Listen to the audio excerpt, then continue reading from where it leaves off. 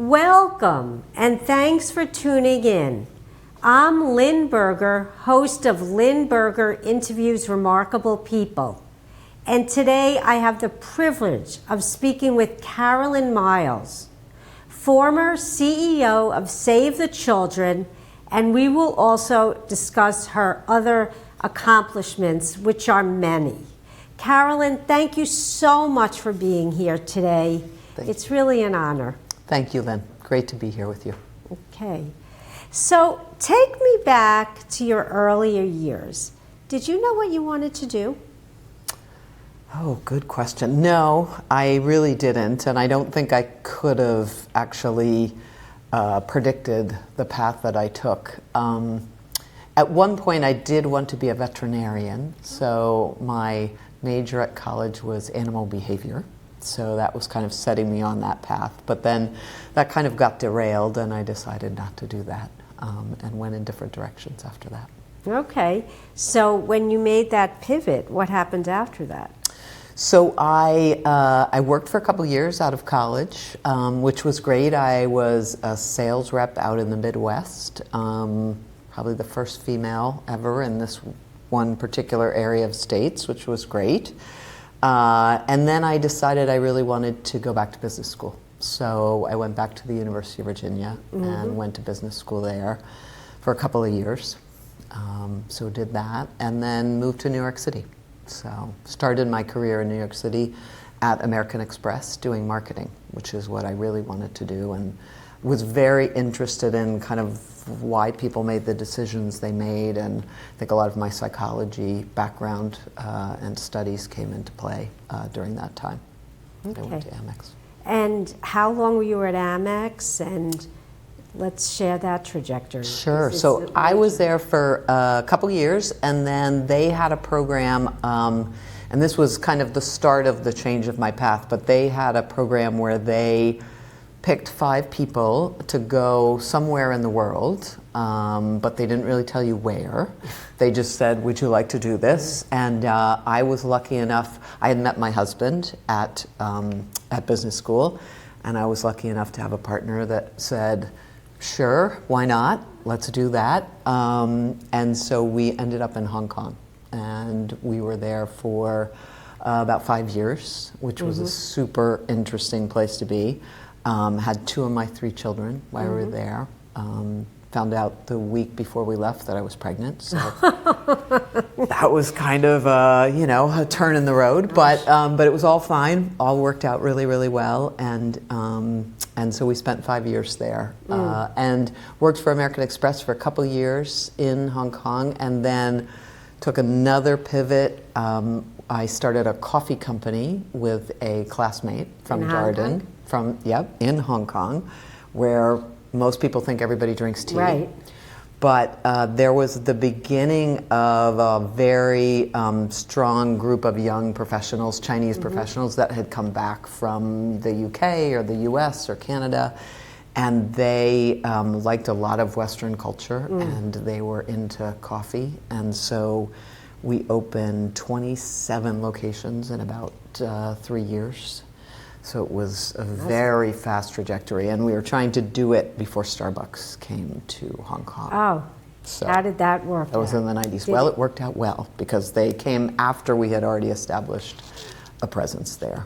And later, my partner, Tom, ended up, the founder, ended up selling the business to a Chinese investor. And if you look at it now, it's called Pacific Coffee Company. There's 450 locations in China. Then what? So our time in Asia, I guess, was really where my trajectory changed and what led me eventually to Save the Children. As I said, we had 2 of our children in Hong Kong, and so we traveled all over Asia because we were there, and during that time, we really saw a very different side of poverty. We have poverty here in the United States that is quite significant, but there it was really dire circumstances for kids. And it was really only because these children were born to poor families. that's what it's all about, right? It just was that. You know, my children were born to my husband and I. They could pretty much do anything they wanted. These kids were born to very poor families. So that's really when my trajectory changed. And there was actually a moment in our travels with our children. We were in the Philippines, and we were traveling from the airport to the Manila, to the main city. And all along the way are very, very poor slums, all along the highway on the way in from the airport. And we had stopped at a stoplight, and a woman came up to the window to beg. And she had a baby in her arms, and I had my son, Patrick, in my arms at the time. And that was really when it hit me that this child that she was holding, No future. could have done anything but wouldn't, and would go and live in the slum that was right next to the highway. And my son would go on to do many, many wonderful things. And it was just because of where they were born. So that led me to I guess a real introspection, and it also led me to start doing some volunteer work because I really didn't know much about nonprofits. I didn't know a lot on how they worked, and so we stayed in Hong Kong a little while longer, and then when we came back to the US, I thought, this is what I really want to do. I want to find a position in a nonprofit that focuses on children. I was lucky enough to have some contacts from, again, business school who knew lots of people in lots of places. And I interviewed with Save the Children. And I thought at the time that I'd probably be there for, 5 or 6 years as my kids were growing up. We adopted a little girl shortly after that. And I thought I'd go back to the corporate world. And 22 years later, I retired from Save the Children as the CEO. So it was really something that really spoke to me. It's a fantastic organization that does amazing work. So. Yes, I want to hear more about that, and I'd like to go back to that moment where you saw that woman. Yes. And prior to that, there must have been some stuff going on up here to have that experience. Yes. And what you want to share a little bit about that? I guess that was really kind of my upbringing, I think, more than anything. I was born to a family who I grew up in Pittsburgh. Most of my childhood was spent in Pittsburgh. My family was my mom particularly was very involved and engaged in the community. We understood that the way we lived was not necessarily the way the rest of the world lived. But I had never really seen that close up, I guess, before. But I kind of intellectually, I certainly understood it. And then when we went to Asia, it was just, everywhere we traveled, there were, very poor families living in very, very difficult circumstances, and lots of kids everywhere. And so that's this idea that, it just seemed very unfair to me that these kids would not have opportunities. And so that's really what Save the Children does, is it brings opportunities to families, to poor families, and to children. Well, it is unfair. And let's talk a little bit about that when you said what Save the Children does. A lot of people know the name, but I don't know how many people know really what you did. Yeah. So it's an organization, first of all, it's very large and far-flung. It works in between 115 and 110 countries at any time. Right now it's probably about 110 countries. And really works on 3 things. They have 3 goals. One is to end the preventable deaths of children under the age of 5. And when I came to Save the Children, about 13 million kids were dying every year around the world of totally preventable things who were under the age of 5. The second thing is that every child actually gets a basic education. And in most countries where SAVE works, that's 6th grade. That's considered quite educated. A full education. That's kind of edging up, which is good. It's probably in many countries now it's 8th grade or even high school, but 6th grade at least. And that kids are protected from harm, particularly in natural disasters and in war. And that's the whole emergency response piece. That's a very big part of what Save the Children does. So those are really the things that SAVE does, and the organization does that work by working a lot with people in those countries. So all the staff that Save the Children employs, virtually all, in a country will be from that country. And they are people that, they could be doing a lot of different things. They're very well educated from a local standard. They're very smart from any standard. They're people who are really dedicated to making life better in their own country. And so that's really what Save the Children does. It helps those teams on the ground really do the work to make sure that kids have opportunities, as I said. So. Well, I mean, it is a remarkable story that you started making a switch that you really didn't think that much about. And then you became CEO. Can you lead us through that progression a little bit? Sure. Well, some of it was actually really impacted by crisis, I would say. When I first came to Save the Children, literally, my first month, my job was to bring in entry-level supporters to the organization called child sponsors. And literally, the first month I was there was a expose in the Chicago Tribune, big national expose about how the marketing efforts and the program efforts were not connected. And it was a very critical article. And it was, Save the Children was kind of the lead story. And so I didn't know this when I took the job. And so that was, I didn't have any responsibility for it, but I certainly needed to fix it. And I would say that experience, as hard as it was, my initial experience in the organization, it led me to get to know the programs out in the field very, very quickly. It led me to get to know many of the people in the organization. You had to make some really strong decisions right away. So it was probably one of the better things that could have happened to me, but it was very difficult in the beginning because I didn't know a lot of people or anything about the organization. So from there, I did that role and got increasing responsibilities, and then I became the COO under the current CEO for about 7 years, and that was again a fantastic experience because at that point in time, the COO had responsibility really for pretty much everything. The CEO had been there for a long time, and so I got to know everything about everything, and that's really when I decided I wasn't going to leave the organization. And there's so many needs in most of the communities where Save the Children works. A village in Ethiopia, you could be doing everything and anything, but Save the Children's really good at health programs, basic education programs, emergency response. That's what they're really good at. So you had to really focus people in on doing that. And I spent most of my time as the COO doing that. And then trying to grow the organization. And it grew very significantly.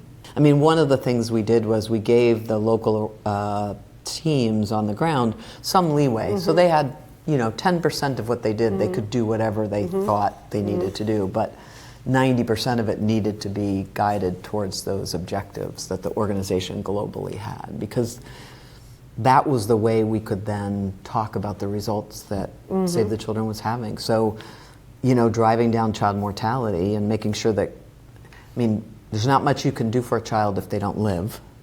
So making sure that they actually survived was the first thing that you had to focus on. And that child mortality rate, so I think I said when I first came to Save the Children, about 13 million kids were dying under the age of 5. And when I left, it was closer to 6 million kids.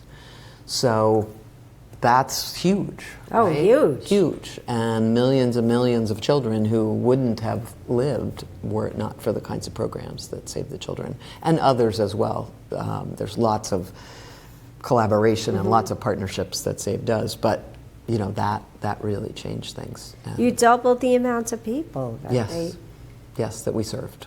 Yeah. And raised lots more money. That's the other thing about nonprofits is they can't do anything unless they have the resources to do it. So we were always raising money. That was a big part of what Save the Children did, but does still. But it's it's easier to raise money if you could talk about your impact. It's a lot easier to success. say to people, this is what we've been able to make happen, right. and these are some specifics about if you invest with the organization, these are the kinds of things we can do with that investment for children. That's easier. I don't have trouble asking people for money, something that I believe in and something that I think is really important. Right. And if they say no, they say no. But if you have a good track record and you can explain what it is you do, and the data to back it up. And the data to back it up. Yep. That's key. Yep. So it must have influenced your whole life working there. Totally influenced my whole life. I think it was probably the reason that we adopted my daughter from Vietnam. That totally changed the way I thought about kids living in poverty. So that really, and that of course changed our lives. It changed the way I think about the world. I traveled a lot and saw a lot of different circumstances. But there's some things that are very much the same no matter where you go. One of them is that parents want a better life for their kids than the life that they have. So whether they're a refugee in Syria or a farmer in Ethiopia or a worker in India, they want their kids to have a better life than the one they had. And of course the path to that is not only survival but education. That's a huge piece of what Save the Children is trying to drive, so that the average education rate of a country goes from the 3rd grade to the 6th grade, right? That's huge if you can do something like that over 20 years. Really, really big difference that makes. Other universality, I would say, that really influenced a lot of the work I did at Save the Children was that if you want to change the life of a child, you change the life of their mother, because mothers are the ones who are putting all their efforts really into their children. And so if you want a family to thrive, helping a mother have economic power, right? Having a job and making a living and making resources, she puts that right back into the family. So that was also a big part of what we worked on at Save the Children. Is there one specific story, I know it's really hard, that you would share just to give a glimpse of what? Well, there's probably two maybe I can talk about. One is kind of a long story over kind of the 20 years, and I can talk a little bit about that. But the first one I would talk about is I will never forget going and visiting the Syrian refugee camps at the beginning of the Syrian war. There were literally tens of thousands of people coming across the border from Syria into Jordan was the place that I went to visit, the first camp that I saw. And just an enormous camp. And these are people who came with nothing. I mean, they would have children, babies, kids. They would have like one set of clothing for every child. They'd have one blanket for the baby. They'd have one pair of shoes. Whatever everybody had on was what you'd have, right? So these were people, and the Syrian crisis was really interesting because many Syrians were quite well educated, and before the war, they were maybe not what we would call middle class, but you would call middle class in Syria. They had food, they had housing, they had schools, they had their kids were going, through high school. It was a middle class country, and so that was a very difficult situation because you're suddenly finding yourself in a situation where you're a refugee, you're not allowed to work. You have to live in this area. You have to live in this tiny little cement house. So, in that situation, Save the Children was doing a couple things. One, we were running preschools because you find that if you start education as early as you can possibly start, the better off those kids are going to do. And it gave these children some hope, and it gave parents some relief from the kids constantly being in these tiny little houses.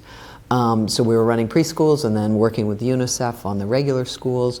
And then we were doing training for inside the camp. So we were trying to organize, so there was a bakery inside the camp. There was a store, several shops inside the camp. So trying to give people something to actually do that wasn't just sitting there and taking handouts, which is not what people want to do. And then the other story I would say is one of kind of the change that can be made. So Ethiopia is a country that I went to many times over the 20 years that I was with Save the Children.